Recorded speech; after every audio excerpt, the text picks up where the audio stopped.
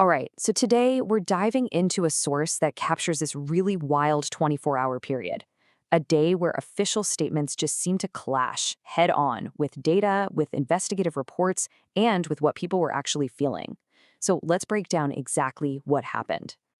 And this quote from our source really just sets the scene perfectly.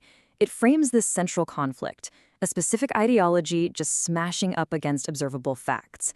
We're going to explore this through three key areas from that single day: the economy, immigration, and a sudden new military threat. First up, let's talk about the economy, because the source really lays out this huge gap between the administration's messaging and the numbers coming from independent groups and, the market itself. And what's so wild here is just the sheer scale of this disagreement. The whole thing was about how much money the U.S. might have to pay back if its tariffs were found to be unconstitutional. And the administration's estimate was, well, it was getting bigger and bigger. And this slide just lays it all out, right? On one side, you have the administration's number, a massive $3 trillion. Then on the other side, you've got the analysis from the Committee for a Responsible Federal Budget, pegging it at $195 billion. That's not a small difference. That's more than 15 times bigger. And it wasn't just that one thing. The source points out a bunch of other really contradictory messages from that day. Like officials were hinting that key economic data might be held back and then blaming their opponents for it. At the same time, they're pointing to a food delivery service as proof that prices are falling, while also thinking about tariff exemptions, which, by the way, kind of admits those tariffs can make prices go up. And while all this was going on, a really key indicator showed what was happening for a lot of regular people.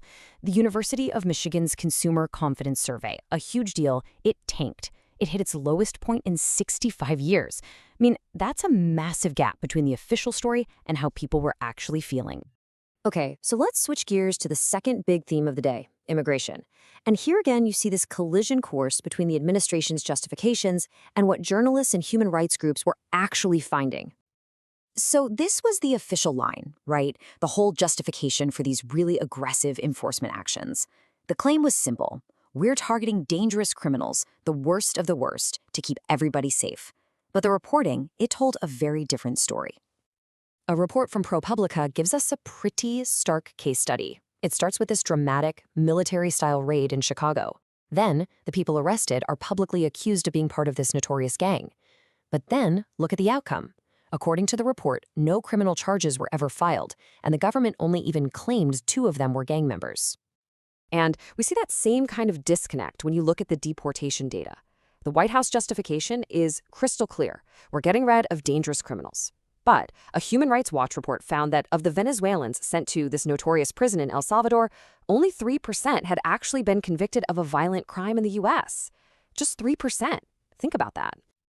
Yeah, so as you can imagine, this reporting led to some pretty scathing criticism.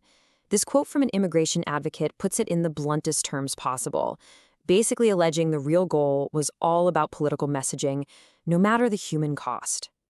And it wasn't just advocates, The pushback was coming from all over. Our source notes that retired journalists in Chicago were calling these raids terror, not law enforcement. And in a really rare move, the first time in 12 years, the U.S. Conference of Catholic Bishops put out a special message to condemn it all. All right, so this brings us to our final piece of the puzzle for that day, and it's where things get into foreign policy. The source brings up this idea of a wag the dog moment. You know that term for when a government might try to create a foreign crisis to distract from problems back home. And the thing that really kicked off this whole question was this sudden announcement from the Department of Defense, a brand new military mission called Operation Southern Spear. And the official reason? Well, it came straight from the defense secretary on social media. He framed it as a mission to take out narco-terrorists and secure the homeland, claiming a right to protect, quote, America's neighborhood, the entire Western Hemisphere. But, almost right away, you had political strategists like Simon Rosenberg calling it out. He basically said the public wouldn't see this as some necessary security action, but as a really obvious political move to change the subject from all the problems at home. So what happens when all of this stuff smashes into reality? What's the actual fallout?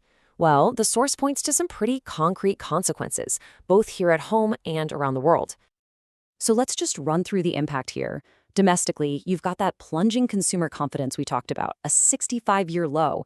Internationally, key allies were reportedly hitting the brakes on sharing intelligence. And even inside the supporter base, the source notes there were signs of, well, demoralization. And this quote from Dinesh D'Souza really gives you a window into that mindset. It's not exactly a roaring endorsement, is it? It's more of a pragmatic calculation, an expression of loyalty because in his view, there are no other options. And that really brings us right back to where we started. This whole 24-hour snapshot, from the economic numbers to the immigration raids to a surprise military operation, it all boils down to this one big question. When the official story strays this far from reality, who's the one that ultimately pays the price?